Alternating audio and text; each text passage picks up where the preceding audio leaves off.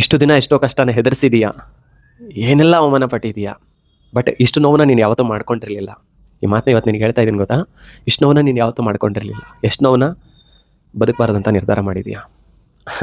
ಹೇಳಿ ಅಲ್ಲ ನೀನು, ಹೇಳಿ ಅಲ್ಲ ನೀನು, ದೇವ್ರಿಗೆ ಇಷ್ಟ ಆಗಿರೋ ಒಂದು ಮಗು ನೀನು. ನಾನು ಹೇಳೋದೇನು ಗೊತ್ತಾ, ಅಳ್ಬೇಕು ಅನ್ನಿಸ್ತಾ ಇದೆಯಾ. ನಾನು ಪ್ರತಿಯೊಂದು ವಿಡಿಯೋದಲ್ಲೂ ಕೂಡ ಅಳಬೇಡಿ ಅಂತ ನಾನು ತುಂಬ ಜನರಿಗೆ ಹೇಳ್ತಾ ಇರ್ತೀನಿ.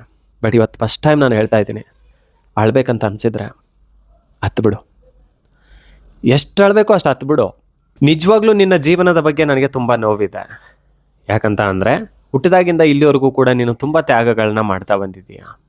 ನೀನು ಇಷ್ಟಪಟ್ಟಂತೆ ನೀನು ಬದುಕೋಕ್ಕಾಗಿಲ್ಲ ಅಂದರೂ ಕೂಡ, ಇಷ್ಟಪಟ್ಟವರಾದರೂ ಕೂಡ ಅರ್ಥ ಮಾಡ್ಕೋತಾರೆ ಅಂದರೆ ಅಲ್ಲಿ ಕೂಡ ನಿನಗೆ ಯಾವುದೇ ರೀತಿಯ ಪ್ರೀತಿ ಸಿಗಲಿಲ್ಲ. ಯಾರು ಅರ್ಥ ಕೂಡ ಮಾಡ್ಕೊಳ್ಳಿಲ್ಲ.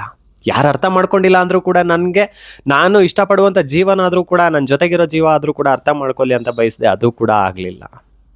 ಆದರೂ ಕೂಡ ಬದುಕ್ತಾ ಇದೀಯ. ನಿನ್ನಲ್ಲಿ ಒಂದು ದೊಡ್ಡ ಗುಣ ಅಂತ ಆದರೂ ಅನ್ಕೋ, ನೀನು ಮೆಚ್ಚೋಕೆ ಹೇಳ್ತಾ ಇದ್ದೀನಿ ಅಂತ ಆದರೂ ಅನ್ಕೋ, ಅದ್ರ ನನಗೆ ಅವಶ್ಯಕತೆ ಇಲ್ಲ. ಬದಲಾಗಿ ನನಗೆ ಇವತ್ತು ತುಂಬ ಜ್ವರ ಇದೆ. ನಾನು ಓಪನ್ ಆಗಿ ಹೇಳ್ತಾ ಇದ್ದೆ, ನನಗೆ ತುಂಬ ಜ್ವರ ಇದೆ. ನನಗೆ ಮಾತಾಡೋಕ್ಕೂ ಕೂಡ ಸ್ವಲ್ಪ ಕಷ್ಟ ಆಗ್ತಾ ಇದೆ. ಆದರೂ ಕೂಡ ಈ ಮಾತುಗಳನ್ನ ನಿನಗೆ ಹೇಳಬೇಕು, ನಿನಗೆ ಮುಟ್ಟಿಸ್ಬೇಕಂತ ನನಗೆ ಎಲ್ಲೋ ಒಂದು ಕಡೆ ನಿದ್ದೆ ಕೂಡ ಬರ್ದಂಗೆ, ಮಲ್ಕೊಳ್ಳೋಕೆ ಕೂಡ ಆಗ್ದಂಗೆ ನಾನು ಈ ಮಾತುಗಳನ್ನ ನಿನಗೆ ಹೇಳ್ತಾ ಇದ್ದೀನಿ. ನನ್ನ ವಾಯ್ಸಲ್ಲಿ ಗೊತ್ತಾಗ್ತಾ ಇದೆ ನಿನಗೆ. ಹುಟ್ಟಿದಾಗಿಂದ ಇಲ್ಲಿವರೆಗೂ ಕೂಡ ಯಾವುದೇ ರೀತಿಯ ಖುಷಿ ಅನ್ನೋದು ನೀನು ಕಾಣಲಿಲ್ಲ ಅಂದರೂ ಕೂಡ, ನಿನ್ನ ಮನಸ್ಸಲ್ಲಿ ಎಷ್ಟು ನೋವು, ಬದುಕಲೇಬಾರ್ದು ಅನ್ನೋ ಅಷ್ಟು ನೋವಿದ್ರೂ ಕೂಡ ಸಾಸಿವೆ ಕಾಳಷ್ಟು ಕೂಡ ನೀನು ಯಾರ ಹತ್ರ ತೋರಿಸ್ಕೋತಾ ಇಲ್ಲ. ಇದು ನಿನ್ನ ದೊಡ್ಡ ಗುಣ ಆದರೂ ಅನ್ಕೋ, ಏನಾದರೂ ಅನ್ಕೋ. ಬಟ್ ನಾನು ವಿಶೇಷವಾಗಿ ಕೇಳ್ಕೊಳ್ಳೋದಿಷ್ಟೇ, ನಾನು ಯಾಕೆ ನನ್ನ ರಾಯರಲ್ಲಿನೇ ಪ್ರಾರ್ಥನೆ ಮಾಡ್ಕೋತೀನಿ ಗೊತ್ತಾ. ನಾನು ಒಂದು ಸಮಯದಲ್ಲಿ ನಿನ್ನಂಗೆ ನೋವು ಅನುಭವಿಸ್ಬೇಕಾದ್ರೆ ನನ್ನ ಜೊತೆಗೆ ನಿಂತಂಥ ಪೂಜ್ಯರು, ಪುಣ್ಯಾತ್ಮರಂದರೆ ಅವ್ರು ಮಾತ್ರ. ನಾನು ಅಳ್ತಾ ಇದ್ದೆ, ತುಂಬ ಅಳ್ತಾ ಇದ್ದೆ. ಮನೆ ತುಂಬ ಹತ್ತಿದ್ದೀನಿ ನಾನು ಒಂದೊಂದು ಸಲ. ಬಟ್ ಈಗಲೂ ಕೂಡ ನಾನು ಒಂದು ನಗ್ನಗ್ತಾ ಇದ್ದೀನಿ, ಬದುಕಿದ್ದೀನಿ ಅಂತ ಅಂದರೆ ಅದಕ್ಕೆ ಅವರೇ ಕಾರಣ. ನಾನು ಇಷ್ಟು ಮಾತ್ರ ಹೇಳಬಲ್ಲೆ ನಿನಗೆ, ಜಾಸ್ತಿ ಮಾತಾಡೋಕ್ಕೆ ನನಗೆ ಬರೋದಿಲ್ಲ. ಬಟ್ ಒಂದು ಮಾತನ್ನು ಹೇಳೋಕೆ ಇಷ್ಟಪಡ್ತೀನಿ. ಈ ಕಹಿ ದಿನಗಳು, ಈ ಕಹಿ ಕ್ಷಣಗಳು ನಿನ್ನ ಜೀವನದಿಂದ ಮರೆ ಮಾಡ್ತಾರೆ ರಾಯರು. ಯಾಕಂತ ಕೇಳು. ಮತ್ತೊಂದು ಜನ್ಮ ಅಂತ ಇದ್ದರೆ ಮನುಷ್ಯರಾಗಿ ನಾವು ಹುಡ್ತೀವೋ ಇಲ್ವೋ ನನಗೆ ಗೊತ್ತಿಲ್ಲ. ಎಷ್ಟೋ ಜೀವರಾಶಿಗಳನ್ನು ದಾಟಿ ನಾವು ಮನುಷ್ಯರಾಗಿ ಹುಟ್ಟಿರ್ತೀವಿ. ಆದರೆ ಅಲ್ಲಿ ಕೂಡ ನೆಮ್ಮದಿ ಇಲ್ಲ ಅಂತ ಅಂದರೆ ನೀನೆಲ್ಲೋಗೋದು.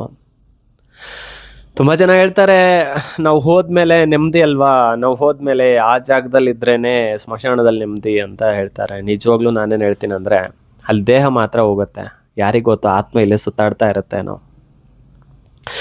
ನನಗೆ ನಾವು ಹೋದ್ಮೇಲೆ ಏನಾಗುತ್ತೆ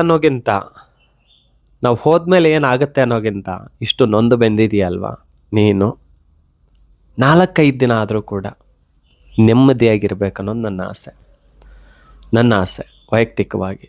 ಯಾಕಂದರೆ ನನ್ನ ಕುಟುಂಬದಲ್ಲಿ ಒಬ್ಬರು ಅಂತ ನಾನು ಅಂದುಕೊಂಡ ಮೇಲೆ ಈ ಮಾತುಗಳನ್ನ ಇವತ್ತು ಹೇಳಲೇಬೇಕಂತ ನನ್ನ ಮನಸ್ಸಿಗೆ ಅನ್ನಿಸ್ತಾ ಇದೆ. ನಾನು ಹೇಳ್ತಾ ಇದ್ದೀನಿ, ಆಯಿತಾ. ಬಟ್ ನಾನು ಹೇಳೋದಿಷ್ಟೇ, ಇಷ್ಟು ದಿನ ಎಷ್ಟೋ ಕಷ್ಟನ ಹೆದರ್ಸಿದೀಯಾ, ಏನೆಲ್ಲ ಅವಮಾನ ಪಟ್ಟಿದೀಯಾ, ಬಟ್ ಇಷ್ಟು ನೋವನ್ನ ನೀನು ಯಾವತ್ತೂ ಮಾಡ್ಕೊಂಡಿರಲಿಲ್ಲ. ಈ ಮಾತನ್ನ ಇವತ್ತು ನಿನಗೆ ಹೇಳ್ತಾ ಇದ್ದೀನಿ ಗೊತ್ತಾ. ಇಷ್ಟು ನೋವನ್ನ ನೀನು ಯಾವತ್ತೂ ಮಾಡ್ಕೊಂಡಿರಲಿಲ್ಲ. ಎಷ್ಟು ನೋವನ್ನ ಬದುಕಬಾರ್ದಂತ ನಿರ್ಧಾರ ಮಾಡಿದೀಯಾ.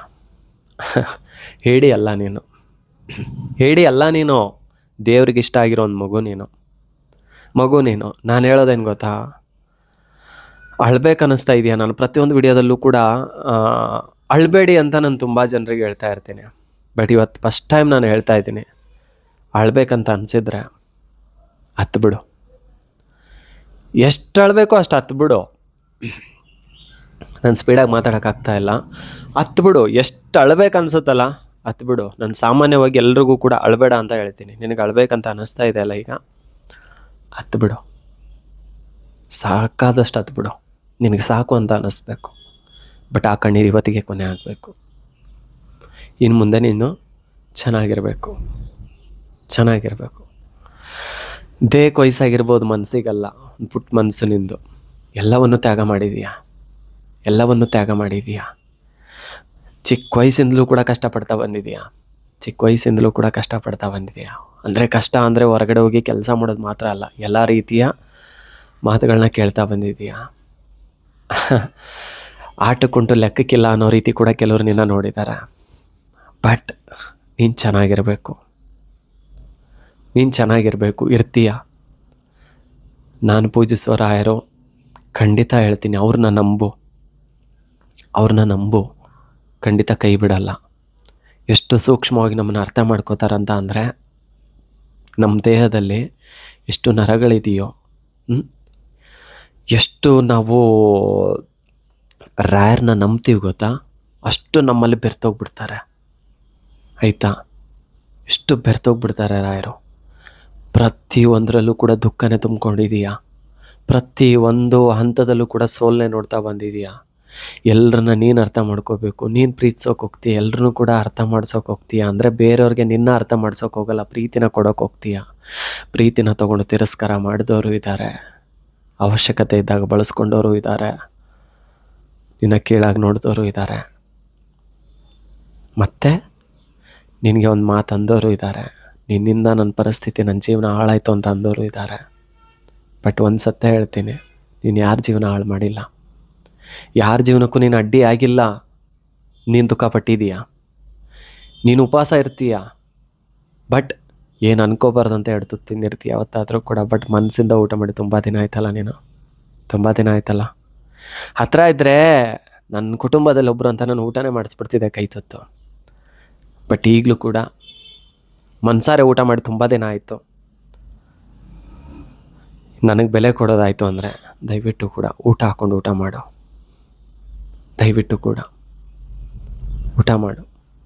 ನಿನ್ನ ಜೀವನಕ್ಕೆ ಇಷ್ಟು ದಿನ ಏನಾಗಿತ್ತೋ, ಏನು ಹೋಗಿತ್ತೋ ಗೊತ್ತಿಲ್ಲ. ಇರುವಂಥ ಎಲ್ಲ ದರಿದ್ರನೂ ಹೋಗಿ ನೀನು ಚೆನ್ನಾಗಿರುವಂಥ ದಿನಗಳು ಬಂದೇ ಬರಬೇಕು.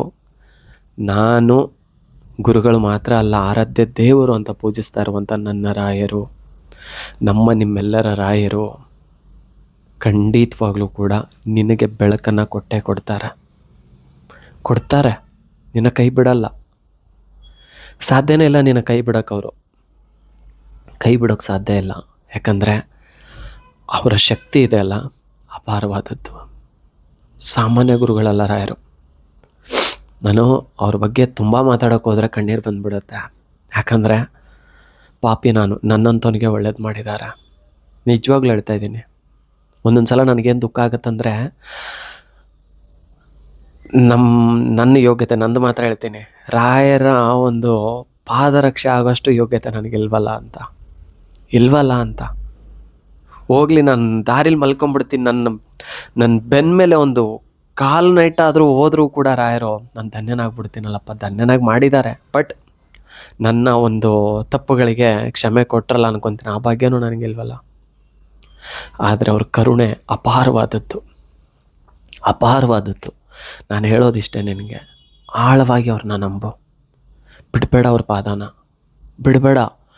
ಏನೇ ಕಷ್ಟ ಆದರೂ ಅವ್ರ ಪಾದನ ಬಿಡಬೇಡ ನೀನು, ರಾಯರ ಪಾದವನ್ನು. ನಾನು ಲಾಸ್ಟ್ ಟೈಮು ಒಂದು ಮಠಕ್ಕೆ ಹೋದಾಗ ಅಲ್ಲಿ ಬಂದಂಥ ಒಬ್ಬರು ಗುರುಗಳು ಹೇಳಿದರು, ರಾಯರ ಪಾದವನ್ನು ಹೆಂಗೆ ಹಿಡಿಬೇಕಂತ ಅಂದರೆ, ರಾಯರನ್ನ ಒಂದು ಉಡ ಅಂತಾರೆ ಗೊತ್ತಾ, ಉತ್ತರ ಕರ್ನಾಟಕ ಭಾಷೆಯಲ್ಲಿ ಹೇಳ್ತಾರೆ. ಅವಾಗೆಲ್ಲ ಯುದ್ಧಕ್ಕೆ ಹೋಗ್ಬೇಕಾದ್ರೆ ಒಂದು ಪ್ರಾಣಿ ಬರುತ್ತೆ, ಅದನ್ನು ಹಾಕ್ಬಿಟ್ರೆ ಮೇಲೆ ಬೆಟ್ಟದ ಮೇಲೆ ಹೋಗಿ ಹಿಂಗೆ ಹಿಡ್ಕೊಂಡ್ಬಿಡ್ತಾಯಿತ್ತು ಗಟ್ಟಿಯಾಗಿ. ಅದ್ರ ಮೇಲೆ ಅದ್ರ ಬಾಲಕ್ಕೆ ಹಗ್ಗ ಕಟ್ಟಿ ಏರ್ತಾ ಇದ್ರಂತೆ ಜನಗಳು, ಅಷ್ಟು ಗಟ್ಟಿಯಾಗಿ ಹಿಡ್ಕೊತಾ ಇತ್ತು. ಅದು ಬೆಟ್ಟನ ಬಿಡ್ತಾ ಇರಲಿಲ್ಲ. ಆ ರೀತಿ ರಾಯರ ಪಾದವನ್ನು ಹಿಡಿಬೇಕಂತೆ. ಅಂದರೆ ನಮಗೆ ರಾಯರ ಮೇಲೆ ನಂಬಿಕೆ ಬರೋದು ತುಂಬ ಸುಲಭ, ಆದರೆ ರಾಯರಿಗೆ ನಮ್ಮ ಮೇಲೆ ನಂಬಿಕೆ ಬರಬೇಕು. ಅದು ಯಾವಾಗ ಬರುತ್ತೆ ಗೊತ್ತಾ? ನೀನು ಅನುಭವಿಸ್ತಾ ಇದೆಯಲ್ಲ ಕಷ್ಟ, ನೋವು, ನೀನೊಂದು ಸತ್ಯದ ದಾರಿಯಲ್ಲಿ ನಡೀತಾ ಇದೆಯಲ್ಲ, ನಿನ್ನ ಆಸೆ ಕನಸು ಎಲ್ಲವನ್ನು ತ್ಯಾಗ ಮಾಡಿ ನಡೀತಾ ಇದೆಯಲ್ಲ, ನಿನ್ನ ಮೇಲೆ ರಾಯರಿಗೆ ನಂಬಿಕೆ ಇದೆ. ಅವ್ರನ್ನ ಪೂಜಿಸೋ ಪ್ರತಿಯೊಬ್ಬರ ಮೇಲೂ ಕೂಡ ರಾಯರಿಗೆ ನಂಬಿಕೆ ಇರುತ್ತೆ. ಆದರೆ ಅವ್ರ ಕಷ್ಟ ಸುಖಗಳನ್ನು ದೂರ ತಳ್ಳೋಕ್ಕೆ ಸ್ವಲ್ಪ ಸಮಯ ಹಿಡಿಯುತ್ತೆ. ಇನ್ನೂ ಬೆಸ್ಟಾಗಿ ಒಂದು ಉದಾಹರಣೆ ಹೇಳ ನಿನಗೆ, ಕೇಳ್ತೀನಿ ಅಂತ ಅಂದರೆ, ಅಕ್ಕಿ ಅನ್ನ ಆಗಿ ಬದಲಾಗೋಕೆ ಎಷ್ಟು ಸಮಯ ಹಿಡಿಯುತ್ತೋ ಹಂಗೆ ತಿನ್ನೋಕ್ಕಾಗತ್ತಾ? ಅಕ್ಕಿ ನಿನಗೆ ಸಾಂಬಾರು ಹಾಕೊಂಡು ತಿನ್ನೋಕ್ಕಾಗತ್ತಾ? ತಿನ್ನಲ್ಲ ನೀನು, ತಿನ್ನೋಕ್ಕಾಗಲ್ಲ. ಅದು ಹಂಗೆ, ಅದು ಅನ್ನ ಆಗಲೇಬೇಕು. ಅನ್ನ ಆಗಬೇಕಂದ್ರೆ ಅದಕ್ಕೆ ನೀರು ಹಾಕಬೇಕು, ಮತ್ತು ಸಪ್ಪೆ ಅನ್ನಿಸ್ಬಾರ್ದು ಅಂತ ಸ್ವಲ್ಪ ಅಡುಗೆ ಸಕ್ಕರೆನ ಹಾಕಬೇಕು. ಹಾಕಿ ಅದನ್ನು ಬೇಯೋಕೆ ಇಡಬೇಕು. ಅದು ಬೇಯಬೇಕು, ಸರಿಯಾಗಿ ಬೇಯಬೇಕು. ಅರ್ಧಂಬರ್ಧ ಬೆಂದರೂ ಕೂಡ ನೀನು ತಿನ್ನೋಕ್ಕಾಗಲ್ಲ, ಅದು ಸರಿಯಾಗಿ ಬೇಯಬೇಕು. ಹಾಗೆ ರಾಯರು ಕೂಡ ನೀನು ಅಂದ್ಕೊಂಡಿದ್ದ ಕೆಲಸಗಳನ್ನ ಮಾಡಿಕೊಡ್ಬೇಕು, ನಿನ್ನ ಜೊತೆಗಿರಬೇಕು, ನಿನ್ನ ನಗ್ನಗ್ತಾ ನೋಡ್ಕೋಬೇಕಂದ್ರೆ ಒಂದಿಡ್ದು ಎಲ್ಲವನ್ನೂ ಕೂಡ ಸರಿ ಮಾಡ್ತಾರೆ. ನಾನು ಹೇಳೋದೇನು ಗೊತ್ತಾ, ಇತ್ತೀಚೆಗೆ ಎದೆ ಹೊಡ್ಕೋತಾ ಇದೀಯಾ, ಭಯ ಪಡ್ತಾ ಇದೀಯಾ, ಬೇಡ ಜೀವನ, ಸಾಕು, ಯಾರಿಗೋಸ್ಕರ ಬದುಕಲಿ, ಬೇಡ ನನಗೆ ಯಾರು ಬೇಡವೇ ಬೇಡ ಅಂತ ಅನ್ಕೊತಾ ಇದೆಯಾ? ಪ್ಲೀಸ್ ನಾನು ಕೈ ಮುಗಿದು ಕೇಳ್ಕೊತೀನಿ, ಈ ಯೋಚನೆ ನೀನು ಮಾಡಬಾರ್ದು. ನಿನ್ನಲ್ಲಿ ಧೈರ್ಯ ಎಲ್ಲನೂ ಇದೆ, ಬಟ್ ಯಾರು ಇಲ್ಲ ನಿನಗೆ ಅಂತ ಕೂಗ್ತಾ ಇದೆಯಾ? ಹೌದಲ್ಲಪ್ಪ, ನನಗೆ ಯಾರಿದ್ದಾರೆ? ಈಗಲೂ ನಿನ್ನ ಮುಖದಲ್ಲಿ, ನಿನ್ನ ಕಣ್ಣಲ್ಲಿ ನಿನ್ನ ಮನಸ್ಸಿನ ದುಃಖ ಎದ್ದು ಕಾಣಿಸ್ತಾ ಇದೆ. ಆ ಕಣ್ಣೀರುಗಳನ್ನ ಒರೆಸ್ಕೊ, ಆಯಿತಾ? ಒರೆಸ್ಕೊ, ನಿನಗೆ ಒಳ್ಳೇದಾಗತ್ತೆ. ಸುಮ್ಮನೆ ವಿಡಿಯೋ ಮಾಡ್ಬೇಕಂತ ನಾನು ಮಾತಾಡ್ತಾ ಇಲ್ಲ. ನನಗೆ ತುಂಬ ಜ್ವರ ಇದೆ, ನಾನು ನೋಡಿದರೆ ನನ್ನ ವಾಯ್ಸಲ್ಲಿ ಗೊತ್ತಾಗ್ಬೋದು ಕೆಲವರಿಗೆ. ಬಟ್ ನಾನು ಹೇಳ್ತಾ ಇದ್ದೀನಿ ಅಂತ ಅಂದರೆ ನನಗೆ ಹೇಳಲೇಬೇಕು ಅಂತ ಮನಸ್ಸು ತುಂಬ, ನನಗೆ ನಿದ್ದೆ ಮಾಡೋಕ್ಕೂ ಬಿಡ್ತಾ ಇಲ್ಲ, ಮನಸ್ಸು ಮಲಗೋಕ್ಕೂ ಬಿಡ್ತಾ ಇಲ್ಲ. ಹೇಳಲೇಬೇಕು, ಈ ವಿಡಿಯೋನ ಮಾಡಲೇಬೇಕಂತ ನಾನು ಇವಾಗ ಮಾಡ್ತಾ ಇದ್ದೀನಿ. ಬಟ್ ನೀನು ಚೆನ್ನಾಗಿರಬೇಕು, ಒಳ್ಳೆ ಮನಸ್ಸಿದೆ. ನಿನ್ನಷ್ಟು ಒಳ್ಳೆ ಮನಸ್ಸು ನನ್ನಲ್ಲೇ ಇಲ್ಲ. ನಾನು ಓಪನಾಗಿ ಹೇಳ್ಬಿಡ್ತೀನಿ, ರಾಯರ ಸಾಕ್ಷಿಗೂ ನನ್ನಲ್ಲಿ ಅಷ್ಟೊಂದು ಒಳ್ಳೆ ಮನಸ್ಸಿಲ್ಲ, ಬಟ್ ನಿನ್ನಲ್ಲಿ ಒಳ್ಳೆ ಮನಸ್ಸಿದೆ. ನೀನು ಬದುಕಬೇಕು, ನೀನು ಚೆನ್ನಾಗಿರಬೇಕು. ಇನ್ನು ಮುಂದೆ ಹೌದು, ನೀನು ಹೇಳಿರೋ ಮಾತು ನನಗೆ ಅರ್ಥ ಆಯಿತು, ಇನ್ನು ಮುಂದೆ ನಾನು ಚೆನ್ನಾಗಿರ್ತೀನಿ ಅಂತ ಒಂದು ಪ್ರೀತಿಯಿಂದ ಕಮೆಂಟ್ ಮಾಡು ಸಾಕು. ನಾನು ಇನ್ನು ಮುಂದೆ ಚೆನ್ನಾಗಿರ್ತೀನಿ, ಇಷ್ಟು ಧೈರ್ಯ ಕೊಡ್ತಾ ಇದೆಯಲ್ಲ ಜೊತೆಗಿದ್ದು, ಸಾಕು. ನನ್ನ ಕುಟುಂಬ ಅಂತೇಳಿ ಒಂದು ಧೈರ್ಯನ ಕೊಡ್ತಾ ಇದೆಯಲ್ಲಪ್ಪ, ಸಾಕು. ನಾನು ಇರ್ತೀನಿ, ಚೆನ್ನಾಗಿರ್ತೀನಿ ಅಂತ ಒಂದು ಪ್ರೀತಿಯಿಂದ ಒಂದು ಕಮೆಂಟ್ ಮಾಡು. ನನ್ನ ಜನ್ಮ ಸಾರ್ಥಕ ಅಂದ್ಕೊಂಡ್ಬಿಡ್ತೀನಿ. ಕಮೆಂಟ್ಸ್ಗಳನ್ನ ಲೆಕ್ಕ ಹೇಳ್ತಾ ಇಲ್ಲ ನಿನಗೆ, ಬಟ್ ನಿನಗೆ ವಿಡಿಯೋ ಮುಟ್ಟಿದೆ, ನಿನಗೆ ಅರ್ಥ ಆಗಿದೆ ಅನ್ನೋದು ನನಗೆ ಗೊತ್ತಾಗಬೇಕಲ್ವಾ? ಹಾಂ, ನಮ್ಮ ಮನೆ ಮಗು ಚೆನ್ನಾಗಿರ್ಬೇಕನ್ನೋದು ನನಗೆ ಇರುತ್ತಲ್ವ? ಚೆನ್ನಾಗಿದೆ ಅಂತ ನನಗೆ ಖುಷಿ ಆಗಬೇಕಲ್ವಾ?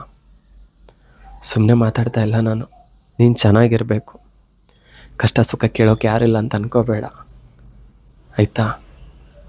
ಒಂದು ರಾಯರ ಮಕ್ಕಳಾಗಿ, ರಾಯರ ಕುಟುಂಬ, ರಾಯರ ಭಕ್ತಾದಿಗಳ ಕುಟುಂಬ ಆಗಿ ಹೇಳೋಕ್ಕೂ ಕೇಳೋಕ್ಕೂ ನಾವೆಲ್ಲರೂ ಕೂಡ ನಿನ್ನ ಜೊತೆಗಿದ್ದೀವಿ. ಇಲ್ಲಿ ಯಾರು ಒಬ್ಬಂಟಿ ಅಲ್ಲ, ರಾಯರು ಕೊಟ್ಟಂಥ ಕುಟುಂಬ ಇದು. ಇಷ್ಟೊಂದು ಬಳಗ ನಿನ್ನ ಜೊತೆಗಿದೆ. ಚೆನ್ನಾಗಿರು, ಇಷ್ಟು ಮಾತ್ರ ನಾನು ಕೇಳ್ಕೊಬಲ್ಲೆ. ಚೆನ್ನಾಗಿರು, ಸರಿನಾ? ಒಳ್ಳೆಯದಾಗಲಿ. ಇನ್ನು ಮುಂದೆ ಯಾವುದೇ ರೀತಿಯ ತಪ್ಪು ನಿರ್ಧಾರವನ್ನು ದಯವಿಟ್ಟು ತಗೋಬೇಡ, ಆಯಿತಾ? ಮಾತು ಕೊಡ್ತೀಯ ನನಗೆ? ಕೊಡಬೇಕು, ಚೆನ್ನಾಗಿರಬೇಕು, ಇಷ್ಟೇ ನಾನು ಹೇಳುವಂಥದ್ದು. ಸರಿ, ಓಕೆನಾ? ನಗ್ನಾಗ್ತಾ ಇರೋ, ಒಳ್ಳೆಯದಾಗಲಿ. ನಾನು ಮಾತಾಡಿರೋದ್ರಲ್ಲಿ ಯಾರಿಗಾದ್ರು ಬೇಜಾರಾಗಿದ್ದರೂ ಕೂಡ ಕ್ಷಮೆ ಇರಲಿ. ಮಾತುಗಳನ್ನ ಹೇಳಬೇಕಂತ ಅನ್ನಿಸ್ದಾಗ ನಾನು ಹಿಂದೇಟು ಹಾಕಲ್ಲ, ಹೇಳಲೇಬೇಕು, ಮುಟ್ಟಿಸ್ಲೇಬೇಕು. ನನ್ನ ಜವಾಬ್ದಾರಿ ಅದು, ರಾಯರು ಕೊಟ್ಟಂಥ ಒಂದು ಜವಾಬ್ದಾರಿ ಅದು. ಆ ಕರ್ತವ್ಯವನ್ನು ನಾನು ನಿಭಾಯಿಸಲೇಬೇಕು. ನನಗೆ ಮಾಡಲೇಬೇಕಂತ ಅನ್ನಿಸ್ತು ವಿಡಿಯೋ, ನಾನು ಮಾಡಿದೆ. ಸರಿನಾ? ಎಲ್ರಿಗೂ ಕೂಡ ಒಳ್ಳೆಯದಾಗಲಿ. ನಮಸ್ಕಾರ.